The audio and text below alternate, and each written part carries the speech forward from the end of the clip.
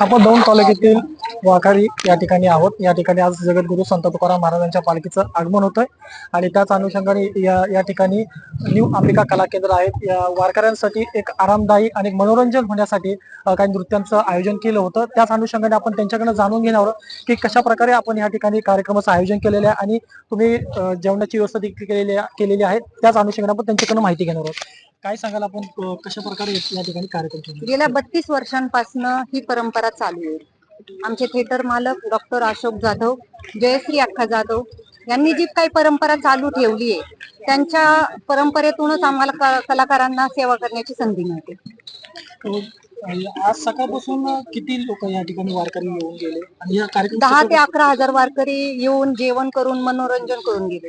नृत्य आपण किती तास केले आता 2-2.5 तास आम्ही नृत्य सादर केले। आणि किती वारकरी जेवणासाठी या ठिकाणी जास्त प्रमाणात होते? 10-11 हजार होते। 10-11 हजार वारकरी होते। काय सांगाल कशा प्रकारे तुम्ही या कार्यक्रमाचं आयोजन केलं आणि तुम्ही किती लोक वारकरी या ठिकाणी कार्यक्रमात उपस्थित होते? आम्ही या कार्यक्रमाचं नियोजन गेले 1-1.5 महिन्यापासून चालू करतो। आमची रिहर्सल असते, सगळा विषय असतो आणि 10,000 ते 11,000 वारकरी इथे जेवून जातात आणि मन तृप्त होऊन जातं त्यांचं। आम्हालाही त्यांना पाहून मन तृप्त होतं, आमचं आनंद मिळतो आम्हाला खूप त्यांना पाहून। तुम्ही काय सांगाल की तुम्ही या ठिकाणी आयोजन करता, तुम्ही सर्व देखरेख करता आणि सर्व आयोजन नियोजन तुमच्या माध्यमातून केलं जातं, तर कशा प्रकारे आपण हे आयोजन करता? आता 32 वर्ष झाले आम्हाला ही सेवा करताना।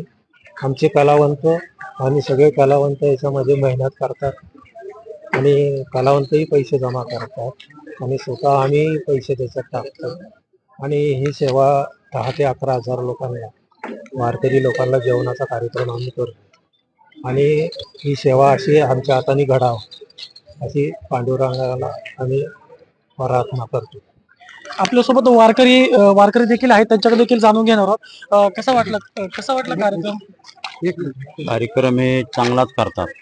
वारकऱ्याचे देहू ते पंढरीपर्यंत असं मनोरंजन कुठेही नाही। त्याच्यामुळं संत मंडळी आपल्या जेवणाच्या आशाने इथे येते आणि त्यांचंही मनोरंजन करतात।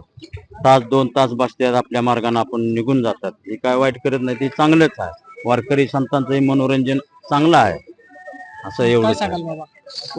अनकट न्यूजचं आपलं हार्दिक स्वागत।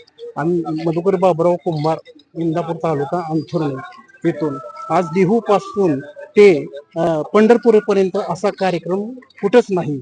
वारकऱ्यांची सेवा, जेवण, नृत्यांगनांचं विठ्ठलाविषयी असणारं प्रेम हे अद्वितीय आहे। तरी त्याच्यामुळे शासनाने त्यांच्या भरघोस निधी देऊन आणि बळीराजाला सुखी ठेवून सुखात ठेवावं ही विनंती।